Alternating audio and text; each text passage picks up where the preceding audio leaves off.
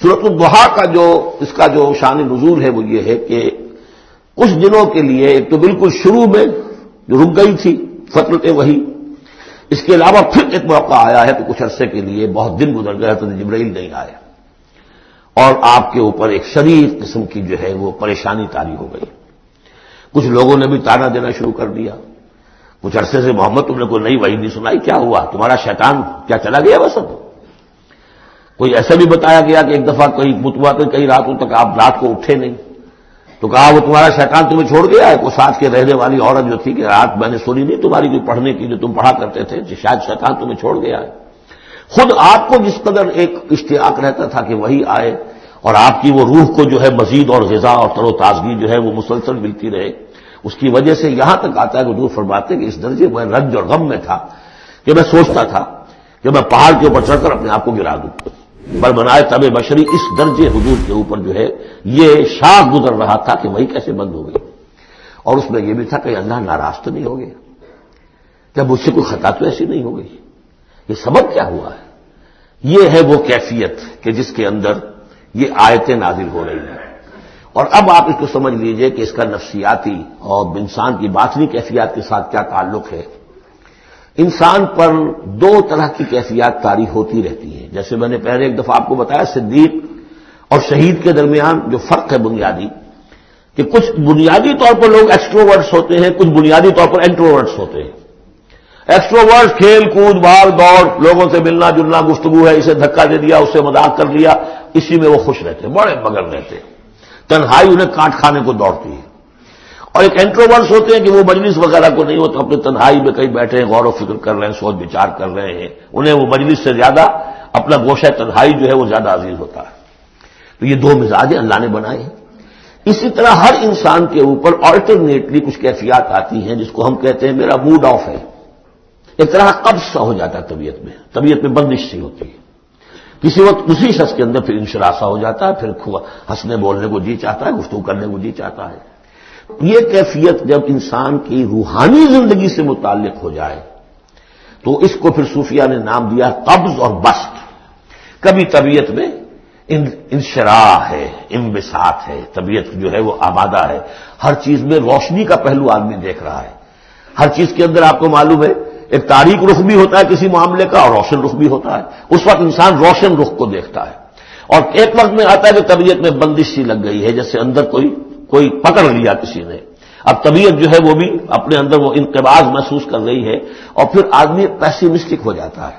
نا امید سا ہوتا ہے، پھر اسے ہر معاملے کا تاریک پہلو زیادہ نظر آنے لگتا ہے۔ تو یہ قبض اور بسط کی کیفیات ہیں۔ جب کبھی قبض کی کیفیت ہو، قاضی ثناء اللہ پانی پتی رحمۃ اللہ علیہ نے تفسیر مظہری میں لکھا ہے کہ قبض کی کیفیت میں اس صورت کا پڑھنا تریاق ہے، جس طرح حضور صلی اللہ علیہ وسلم کے لیے گویا کہ اس وقت جو وحی کا بند ہو جانا تھا وہ گویا کہ ایک طرح کے انقباض اور قبض کی کیفیت پیدا ہوئی تھی، اس میں اب اللہ تعالیٰ فرما رہے ہیں والضحیٰ، قسم ہے دن کے دھوپ چڑھنے کے وقت کی، واللیل اذا سجا، اور قسم ہے رات کی جبکہ وہ چھا جائے یا ساکن ہو جائے، سجا کے دونوں معنی ہے سکون۔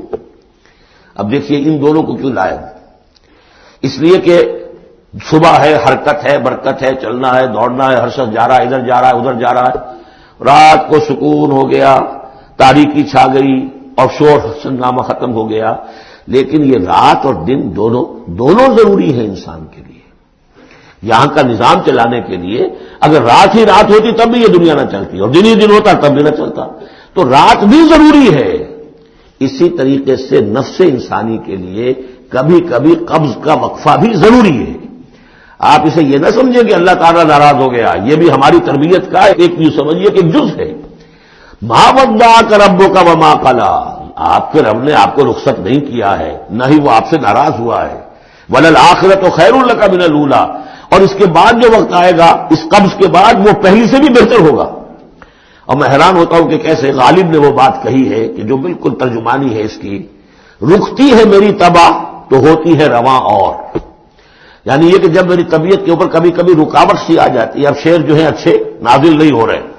لیکن جب وہ رکاوٹ سے میں نکلتا ہوں، اس قبض سے نکلتا ہوں، رکتی ہے میری طبع تو ہوتی ہے رواں اور، اس لیے کہ اس قبض کے بعد جب مرحلہ آتا ہے انبساط کا اور انشراح کا تو وہ ایک قدم آگے ہوتا ہے آدمی، اس پہلی کیفیت سے ایک درجہ جو ہے اس کا بڑھ چکا ہوتا ہے۔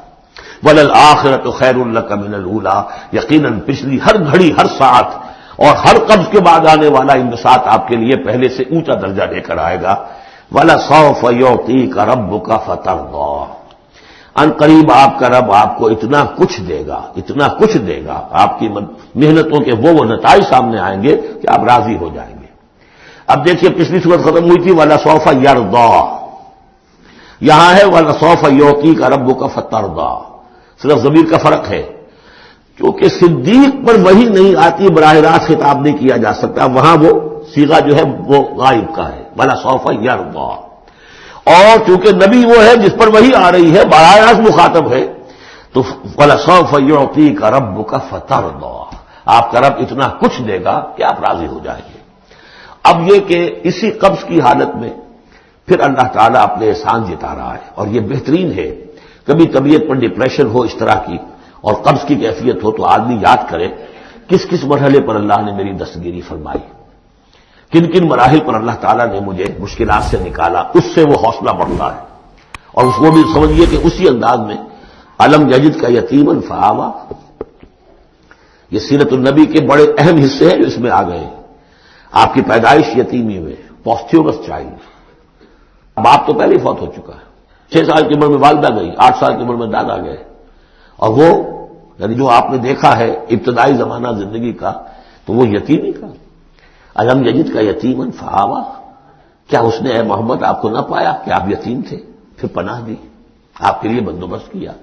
دادا کے دل میں جو شفقت ڈالی، پھر آپ کے تایا زبیر کے دل میں جو شفقت ڈالی۔ بدقسمتی سے ہماری تاریخ میں چونکہ بہت زیادہ عمل دخل رہا اہل تشیع کا، تو عبد المطلب کے بعد فوراً ابو طالب کا نام آتا ہے، حالانکہ یہ غلط ہے تاریخی اعتبار سے۔ عبد المطلب کے بعد کافی عرصے تک زبیر جو آپ کے تایا تھے وہ سرپرست تھے، پھر ان کے انتقال کے بعد ابو طالب کا معاملہ آیا، لیکن ان کو بیچ میں سے غائب کر دیا گیا۔ بہرحال اللہ تعالیٰ جو بھی کسی کے دل میں ڈالتا ہے، آخر ابو طالب کے دل میں محبت ڈالی تو کس نے ڈالی؟ وہ ہم پڑھ چکے ہیں سورہ طٰہٰ میں، وَأَلْقَيْتُ عَلَيْكَ مَحَبَّةً مِّنِّي، حضرت موسیٰ علیہ السلام کی موہنی صورت کے اوپر اللہ تعالیٰ فرماتے ہیں ہم نے اپنی محبت کا پرتو ڈال دیا کہ تمہیں دیکھنے کے بعد وہ قتل کرنے کے ارادے سے باز رہ گئے، ان کے ہاتھ چھل ہو گئے، ایسی موہنی صورت اسے قتل کرنے۔ وَأَلْقَيْتُ عَلَيْكَ مَحَبَّةً مِّنِّي وَلِتُصْنَعَ عَلَىٰ عَيْنِي، یہ ہوا ہے۔ تو فرمایا علم یجد کا یتیمن فآوا ووجدک ضالا فہدا، اور پھر جب آپ شعور کی پختگی کو پہنچے اور غور و فکر کا مرحلہ آیا، حقائق میں انسان کو سوچ بچار کا مرحلہ آیا، اور آپ کو دیکھا کہ آپ تلاش حقیقت میں سرگرداں ہیں تو ہدایت دی۔ وہ آگے آ جائے گا، بہت قریب پہنچ گئے ہم، اقرا بسم ربک الذی خلق، وہ مرحلہ جب آئے گا۔ ووجدک عائلا فاغنا، اور پایا آپ کو تنگ دست تو غنی کر دیا۔ کس طرح سے راستہ پیدا کیا ہے خدیجہ الکبریٰ رضی اللہ تعالی عنہا نے، جو بھی ان کے آپ کے محاسن دیکھے کتنی گرویدہ ہوئی ہیں۔ بڑے بڑے سردار قریش کے جو ہے ان سے نکاح کے خواہش مند تھے، انہوں نے خود جو ہے اپنی رونی کے ذریعے سے پیغام دیا ہے حضور کو، تو یہ ساری چیزیں جو ہے ان کی ساری دولت جو ہے وہ پوری کی پوری انہوں نے لا کر حضور کے قدموں میں ڈال دی ہے۔ ووجدک عائلا فاغنا فاما الیتیم فلا تقہر، تو اے نبی تقاضے ان تینوں چیزوں کے کیا ہیں؟ ہم نے آپ کو یتیم پایا، پناہ دی، اب آپ بھی یتیم کی سرپرستی کیجئے، کسی یتیم کو اس کے اوپر کوئی جبر نہ ہو، سختی نہ ہو۔ واما السائل فلا تنہر،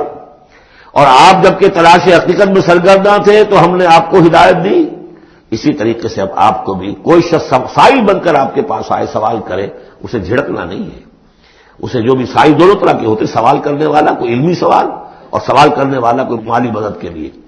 وَأَمَّا بِنِعْمَةِ رَبِّكَ فَحَدِّثْ، اور جو ہدایت تمہیں دی ہے ہم نے اب اسے عام کرو، یہ نعمت ہے، آپ کے رب کا انعام ہے، یہ ہدایت جو آپ کو عطا ہوئی ہے اس کو بیان کرو۔ اس کے بیان کرنے میں یہ بھی ہے کہ اللہ کے انعامات کا چرچا انسان کرے اس کا شکر ادا کرنے کے لیے، اور یہ بھی ہے کہ اس کو پھیلائے اور عام کرے، دوسروں تک پہنچائے، ورنہ وہ بخل ہو جائے گا کہ وہ دولت جو ہے ہدایت کی اس کو آدمی صرف اپنی ذات تک محدود رکھے اور اس کا جو خیر ہے وہ دوسروں تک نہ پہنچائے۔ بارک اللہ لی ولکم فی القرآن العظیم ونفعنی وإیاکم بالآیات والذکر الحکیم ونفعنی وإیاکم بالآیات